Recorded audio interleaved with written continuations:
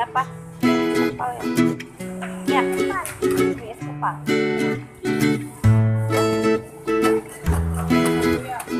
Ya,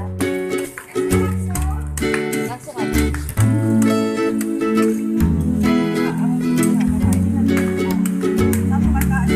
Iya.